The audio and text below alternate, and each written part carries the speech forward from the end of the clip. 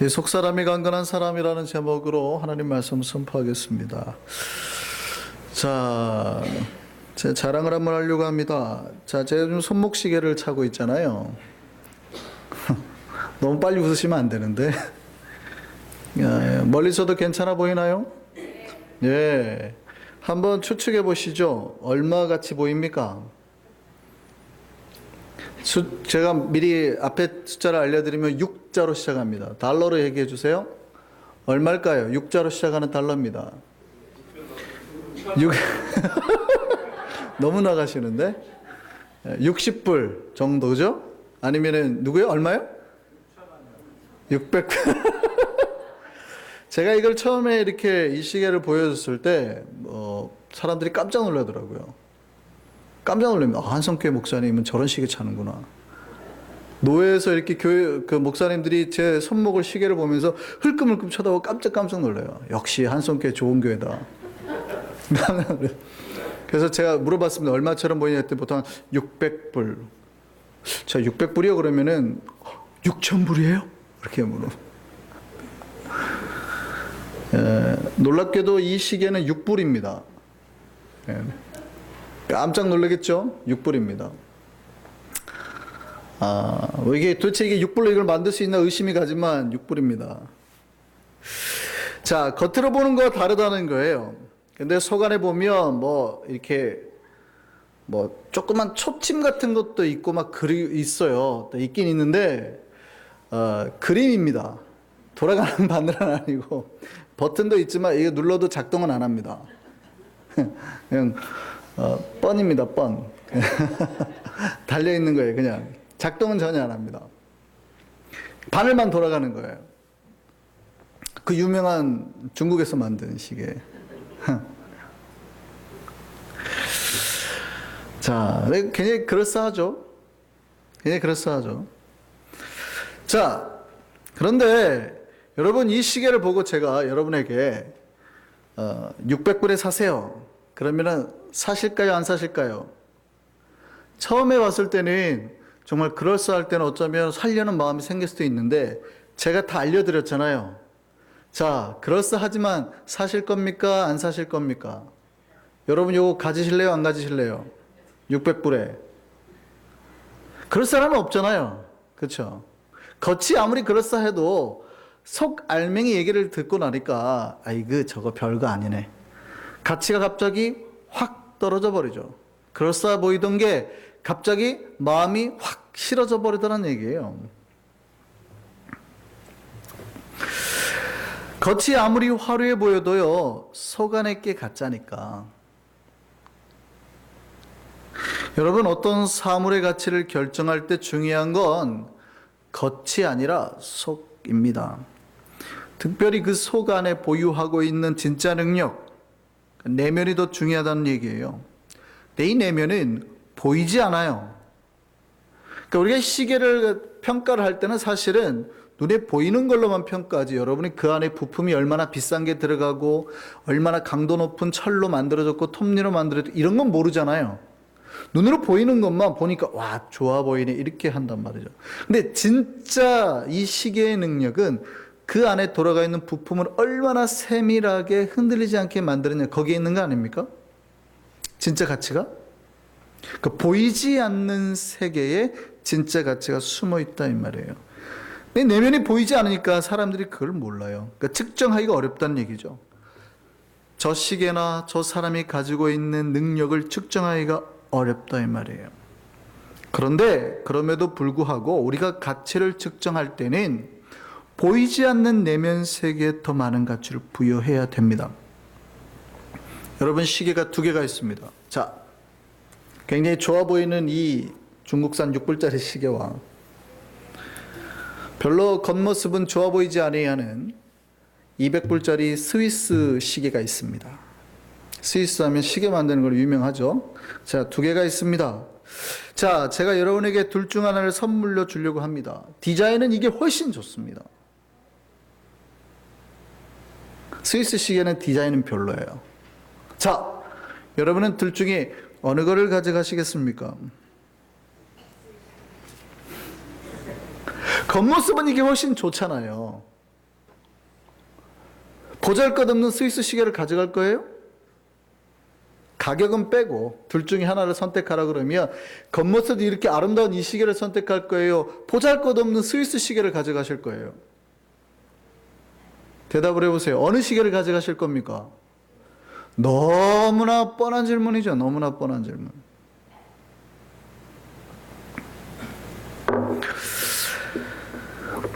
겉모습도 중요합니다. 같은 가격, 같은 성능이라면 당연히 디자인 좋은 걸 선택할 겁니다.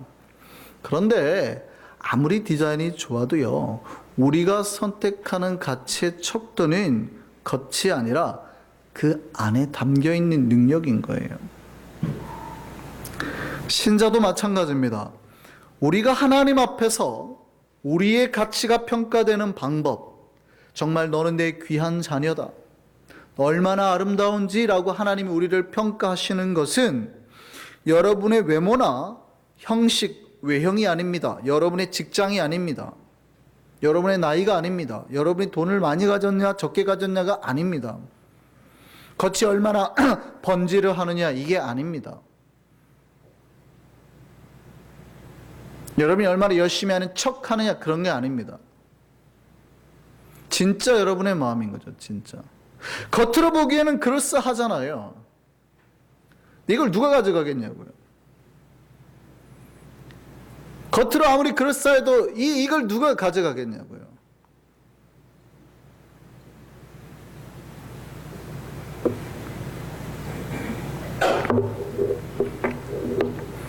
하나님이 우리를 판단하고 우리를 귀하다 여길 때는 우리의 겉이 아니라 우리의 내면입니다. 여러분 마음속에 지금 무엇이 있느냐? 무엇이 담겨 있느냐? 여러분이 욕망만 가득 담겨 있으면 여러분의 가치는 그냥 욕망 덩어리에서 끝나는 거예요. 근데 여러분의 마음이 정말 천국으로 가득 차 있어요. 사람을 사랑하려고 하고 이해하려고 하고 화목하려고 하고 그 안에 예수와 십자가 있으면 그 겉은 비록 손가락이 갈라지고 찢어지고 일하다가 막 여러 가지 상처가 난 사람일지 모르지만 햇볕에 싹 그을려 있는 사람일지 모르지만 그의 가치는 그 존재로 끝나는 게 아니라 하늘만큼 높아지는 가치가 된다는 거예요. 하나님이 그렇게 인정하신다는 거예요. 그럼에도 불구하고 사람들이 외모에 치중하는 이유가 뭡니까? 이걸 보고 왜 우리 노예 목사님들이 그 부러운 시선으로 쳐다봤을까? 말은 못해요. 야, 한성교회 진짜 잘해주나 보다. 막 깜짝 놀래죠. 표정이 막 차고 있으면. 좋아 보이거든요. 그럴싸해 보이는. 왜 그러냐면 사실은 인간의 눈으로는 그 속 안까지 볼 수 없기 때문에 구별하기가 쉽지 않아서 그래요. 어떤 세단 두 대가 고속도로를 달리고 있었습니다. 너무 빨리 달고 과속을 하는 거예요. 두 대가 앞치락 뒤치락. 그리고 신호도 위반하고 막 정신없이 가요. 구분이 안 되죠. 저 차 두 대가 왜 저렇게 가는지. 한 차 안에는 지금 교통사고로 중환자가 타고 있습니다. 응급실 가는 거예요. 조금만 늦게 가면 큰일 나는 거예요. 막 가는 거예요. 근데 옆에 차는 음주운전자예요. 술 먹고 운전하고 가는데 옆에 차 빨리 가면 어이 나보다 빨리 가? 하고 막 따라가는 거예요. 지금. 겉으로 보기에는 똑같은 차잖아요. 신호도 위반하고 막 가는 차. 근데 속 안에가 똑같습니까? 다릅니까? 다르죠. 한 차는 사람을 살리기 위해서 정신없이 가는 거고 다른 차는 술 취해가지고요 경쟁심에 막 달리는 거예요.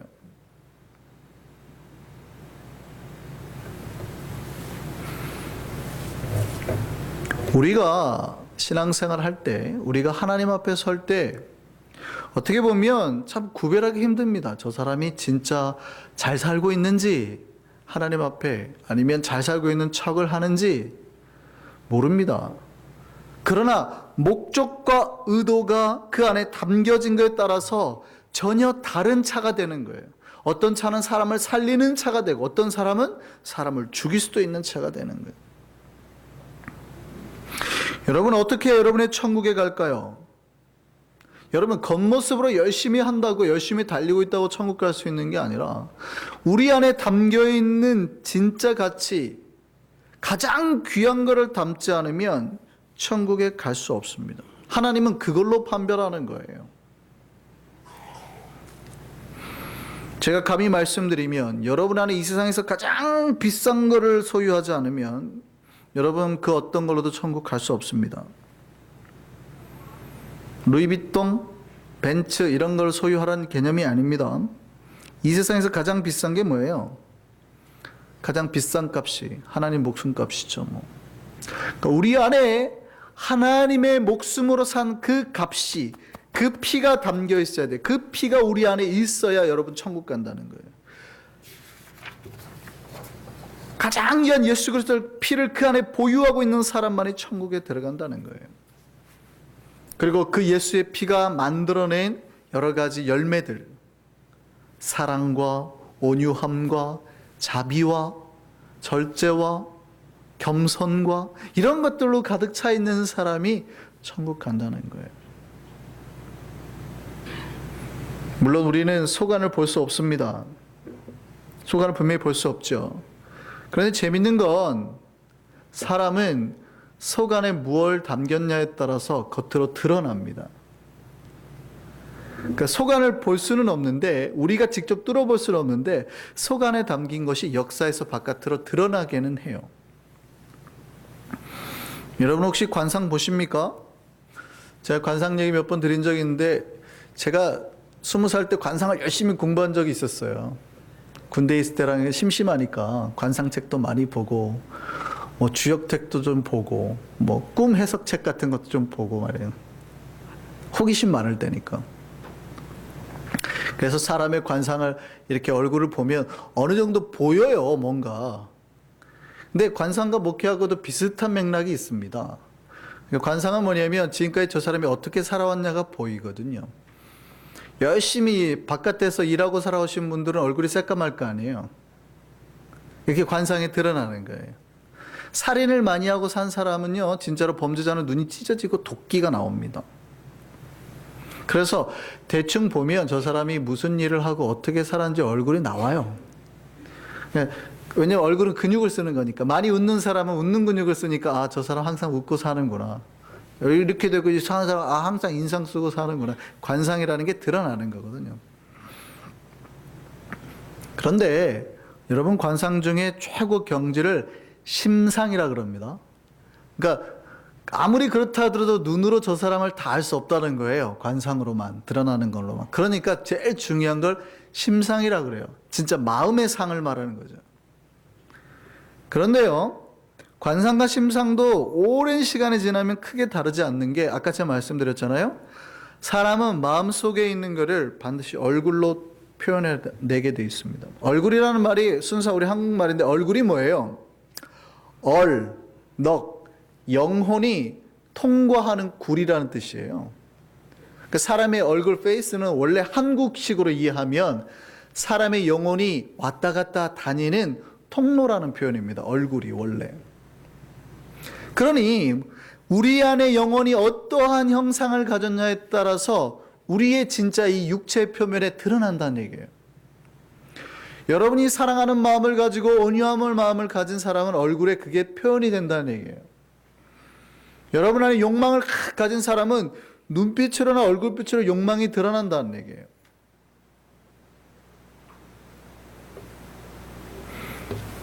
다 겉으로 드러난다는 거죠. 여러분 혹시 무협지 보셨어요? 무협지 보면 그런 얘기 나오잖아요.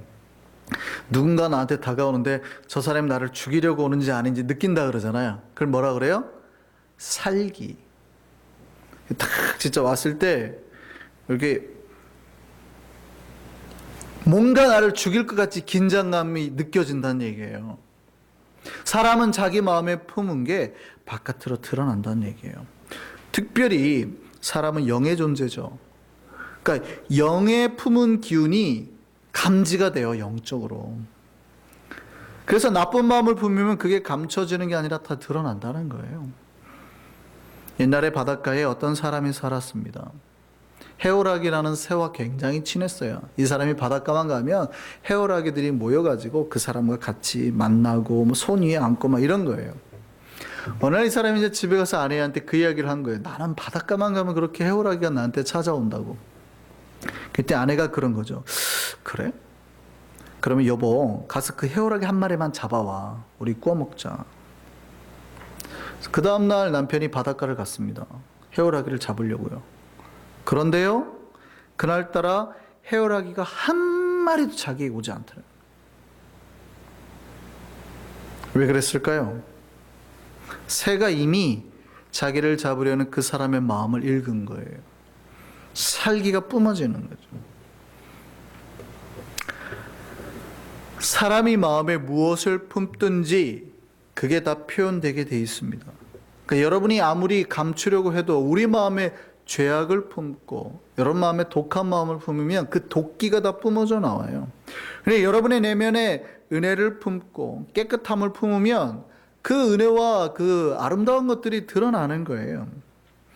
우리 모든 사람은 다른 사람 마음에서 뿜어내는 전파를 읽어내는 안테나가 다 있거든요. 우린 다 영적인 안테나가 있거든요. 특별히 영혼이 깨끗하고 아름다운 사람들은 그게 더 예민하죠. 잘 읽혀진단 말이죠. 그래서 신자는 무엇을 항상 조심해서 가꾸는 사람이냐면 요거 가꾸는 게 아니라 그 내면 가꾸는 사람이에요. 오늘 본문에서 바울은 우리의 속사람을 강건하게 하라라고 말합니다. 이 속사람을 헬라식 표현으로 말하면 사람의 내면을 말하는 거죠. 우리의 마음을 말하는 겁니다. 이 마음이 건강해야 된다는 거예요.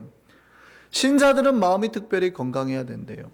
우리가 살아가다 보면 여러 가지 어려운 일을 많이 만나게 됩니다. 안 믿는 분이시든 예수를 믿는 분이든 똑같이 어려운 일을 당해요. 그런데 신자는 그 어려운 일을 당할 때 어떡한데요? 고린도서 4장 말씀 보실까요? 고린도서 4장 같이 크게 읽겠습니다.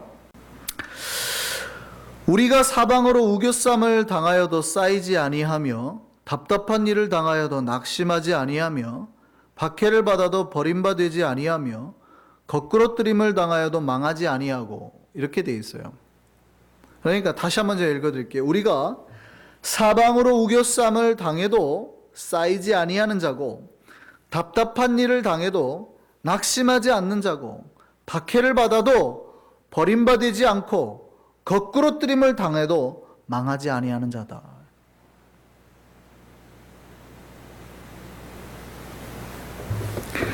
우리가 아무리 어려운 일이 있어도 우리 자신을 지켜내고 낙심하지 않고 이겨내는 사람이 신자라는 말이에요. 신자는 그만큼 우리의 내면이 강건한 자라는 얘기입니다. 그 신자는 무엇보다 자기의 내면, 마음 잘 지키는 사람이라는 거예요. 매일 내 마음속에 무엇이 담겨 있는지 살피고 가치가 없는 거면 빨리 버리고 더 나은 가치를 빨리 담는 사람이에요. 우리 마음은 매일매일 더 좋은 가치가 담기니까 우리 마음이 새로워질 수밖에 없는 거죠. 이번에는 맞겠지. 베드로전서 3장 3절의 4절 보시죠. 크게 같이 읽겠습니다. 너희의 단장은 머리를 꾸미고 금을 차고 아름다운 옷을 입는 외모로 하지 말고 그죠? 오직 마음에 숨은 사람, 속사람을 말하는 겁니다. 마음에 숨은 사람을 온유하고 안정한 심령에 썩지 아니할 것으로 하라. 이는 하나님 앞에 어떤 거예요? 값진 것이다. 이게 가치가 있는 거다. 크리스찬은 이 가치를 위해서 살아가는 사람이라는 거예요. 여러분, 뭐가 가치 있는 거예요? 뭐가 값진 거예요? 여러분, 마음 제대로 가꾸는 거. 여러분, 마음씨 제대로 가꾸는 게 값진 거라는 거예요. 그래서 우리 마음에 더 높은 가치를 담는 게 신앙이에요. 신앙이 뭐라고요? 우리 마음속에 이것보다 더 저게 더 나은 높은 가치를 담는 게. 처음에는 예수를 딱 믿기 전에는 아직 가치에 대한 기준이 없으니까 돈을 담기도 해요. 돈을 담다가 살고 막 살 거죠. 돈이 귀하니까. 그래서 살다 보니까 어느 날 건강을 잃어요. 열심히 일만 했더니 돈보다는 건강이 더 높은 거였는데 건강을 지키기 위해서 열심히 살아요. 그러니까 어느 날 혼자 건강 지키고 있더니 가족들이 이렇게 버려져 있는 걸 보고 내 건강보다는 나 혼자 건강한 것보다 우리 가족의 저기를 지켰어야 되는데 하고 열심히 가족을 지키고 자기 가족을 위해 살아요. 근데 보니까 이번에는 내 가족만 잘 먹고 잘 살지 우리 주변의 사람들이 다 가난하고 배고파 살더라는 거죠. 내 가족만 지키면 안 됐는데 우리 이웃도 지켰어야 되는데 이제 옆 사람들을 위해서 인류를 위해서 딱 살아요. 인간이 인간만을 보면 안 되는데 하나님을 보게 되고. 그러니까 우리는 어떻게 해야 되냐면 우리 안에 더 높은 가치라고 생각되는 것들을 담고 살아가는 존재가 크리스천이에요. 그냥 세상 사람들은 뭘 위해서 합니까? 내 외모 좀 가꾸는 거 나쁘지 않잖아요. 내 외모 가꾸고 내 돈 벌어서 내 외모 가꾸고 내가 삼겹살 사갖고 우리 가족들과 파티하고 내 가족과 행복하고 오손도손 사는 거, 그 가치만으로도 만족하며 살 수 있어요. 근데 크리스천이 그렇게 살면 돼요, 안 돼요? 안 되는 거죠. 우리는 그렇게 살 수 없습니다. 나와 내 가족도 중요하지만 더 높은 가치가 보이면 항상 그 더 높은 가치를 위해서 투자하고 헌신해야 돼요. 가난한 사람이 있으면 그들을 도와야 되고요. 배고파서 죽어가는 아프리카 사람들 보면 그들을 도와야 돼요. 우리는 항상 더 높은 가치로 사니까. 그게 신앙인 겁니다. 우리가 마지막 날에 심판받는다 그럽니다. 그죠? 주님 오시면 우리를 판단할 건데 그 심판의 기준이 뭐냐면 너희 마음속에 과연 어떤 가치가 담겨 있는가로 보는 거예요. 신앙은 뭐냐면 우리가 이 세상에서 가치 있는 것들을 담다가 제일 마지막 이 세상에서 제일 중요한 가치를 담았다고 생각하는 걸 하나님 앞에 보여주는 거예요. 이게 심판대 앞에 서는 거거든요. 정답은 아까 앞에서 말씀드렸지만 정답을 말씀드리면 우리가 이 세상에서 가장 귀중하고 비싼 게 뭐라고요? 예수 그리스도라고 그랬잖아요. 그냥 우리 하나님 앞에 설 때 이 세상에서 가장 가치 있고 중요한 예수 그리스도를 우리 마음에 담아서 하나님 앞에 서라는 거예요. 이게 기독교의 가르침이에요. 이게 쪽집게 가야거든요. 사실은 딱 집어서 제일 귀한 가치를 처음부터 딱 던져주는 거거든요.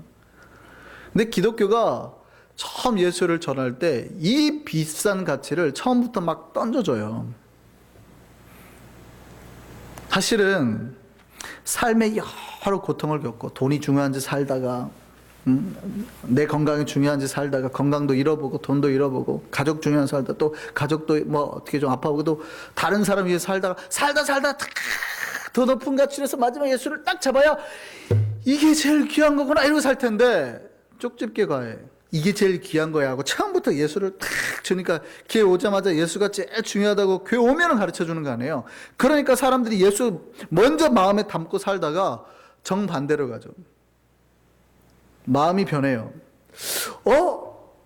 저게 더 좋아 보이는데 우리 가족 지키는 게 더 좋아 보이는데 가족 지키지 말라는 얘기 아니죠. 가족 당연히 잘 지켜야 되는데 돈이 좀 더 좋아 보이는데 야 건강이 좀 더 좋아 보이는데 더 귀해 보이는데 거꾸로 가더라는 거죠. 예수님 몇 번 내려놓고 막 바꾸고 그러니까 신앙이 흔들리는 거예요. 물론 신자들은 그렇게 해도 결국 우리 주님 앞으로 다시 돌아옵니다.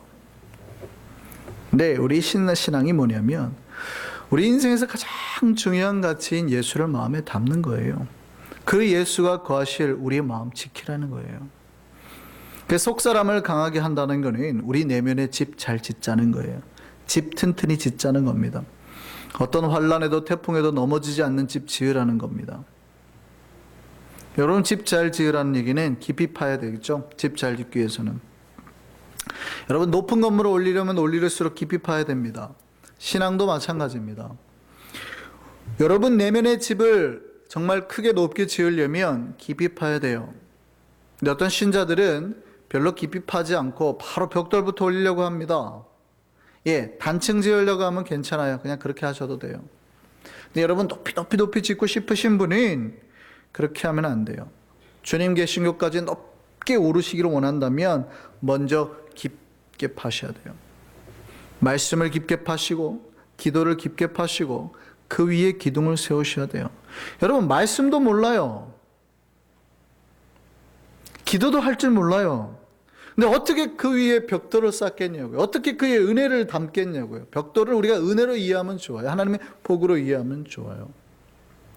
깊이 파지 못한 사람에게 어떻게 올려주냐는 말이에요. 우리는 자꾸 그렇게 요구합니다. 목사님 자꾸 올려요. 2층, 3층. 죄송한데 올릴 수가 없어요.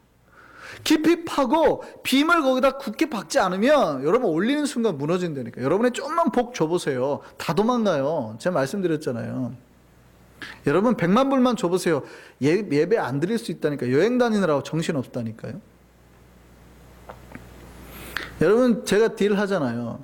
다음 주에 우리 한성교회 안 나오면 10만 불씩 주겠습니다 하면은 우리 교회 여기 몇 명 앉아 있을까요? 너무 쉬워요. 너무 쉬워. 뭐 10만 불이 아니라 10,000불만 내게 해도. 그러니까 우리가 말씀과 기도로 진짜 하나님 아니면 살 수 없는 사람입니다라고 깊이 파지 않으면 여러분 조금만 올라가잖아요. 흔들려요. 여러분의 건물들이 다 흔들려요. 믿음의 건물이. 문제가 나오고 막 아프고 가족이 아프고 그러면 교회 나가서 그랬나 보다 하고 막 흔들려요. 교회 오다가 사고 나면 교회 가니까 사고 났나 보다 하고 다시는 교회 안 와요. 아주 막 요만한 거 하나라도 민감하게 교회 안 나오려고 하면 그냥 어떻게 하겠습니까? 말씀을 깊게 파야죠. 기도를 깊이 해야죠. 그 위에, 그 뼈대 위에 은혜라는 벽돌을 붙여야 되는 거예요. 그러면 집이 튼튼하게 지어올려져 가는 겁니다. 여러분, 그렇게 집을 튼튼하게 지어올리는 이유가 뭐예요? 우리 속사람을 튼튼하게 하는 이유는 그 안에, 그 믿음의 집 안에 예수 그리스도가 머무시기 때문입니다. 예수는 우리 마음 안에 머무시기를 원합니다. 어떤 신자는 그래서 마음의 집을 잘 지어서 태풍이나 홍수에도 흔들리지 않는 신자가 있는데, 어떤 신자는 깊이 파지 않고 또 벽돌도 얇아가지고 조그만 바람에도 쉽게 흔들리고 비가 새고 쥐나 다른 벌레가 많이 꼬이는 사람들도 있어요. 여러분, 한번 제가 여쭤보겠습니다. 여러분, 두 집이 있습니다. 여러분이 살려고 하는데 단층이에요. 1층인데 자꾸 밑에서 습기가 올라와요. 벌레가 꼬이고 쥐가 들어와요. 하룻밤 바퀴벌레 한 10마리씩 잡아야 돼요. 바람 불면 창문이 흔들려가지고 떨어져요. 그런 집에 살고 싶습니까? 지하 3층에 5층짜리 건물인데 밖에서 눈보라가 쳐도 안에는 바람소리 안 들리고 따뜻합니다. 흔들리지도 않습니다. 물 틀면 물 나옵니다. 따뜻한 물 나옵니다. 레저 시설 잘 갖춰져 있습니다. 그런 집에서 살고 싶습니까? 여러분, 어느 집에 살고 싶습니까? 하나님도 마찬가지예요. 여러분의 내면을, 우리의 내면을 잘 지키라는 얘기는 하나님이 거하실 만한 아름다운 내면을 지키라는 거예요. 사랑하고 온유하고 자비가 넘치는 하나님이 기뻐할 만한 것들로만 가득 채우라는 거예요. 욕망이 있고 벌레가 꼬이고 사탄이 좋아할 만한 죄가 있고, 옆에 왔더니 사탄이 여기 똥 싸놓고 오줌 싸놓고 막 욕덩어리가 가득하고 막 그런 게 가득 있어요. 거기 예수님이 거하고 싶을까요? 안 거하고 싶을까요? 안 가죠. 바람 불면 막 창문 흔들려서 떨어지고. 그러니 우리 속사람을 강하게 하라는 거예요. 우리의 마음의 집에 예수님이 온전히 거할 수 있는 집 되기를 소망합니다. 성령님이 거하셔야 돼요. 왜냐하면 우리 마음을 하나님의 전이라 그랬거든요. 에베소 2장 22절 말씀 보겠습니다. 너희도 성령 안에서 하나님이 거하실 처소가 되기 위하여 그리스도 예수 안에서 함께 지어져 가느니라. 우리는 하나님의 전이라고요. 이 전을 거룩하게 잘 지키는 게 이제 신자된 자의 사명이에요. 여러분, 죄를 말할 때 우리가 도둑질한 것도 죄고 하나님을 모르는 것도 죄라고 합니다만, 신학적으로 예수 믿기 이전에는 우리가 좀 나쁜 짓을 한 거를 죄라 그래요.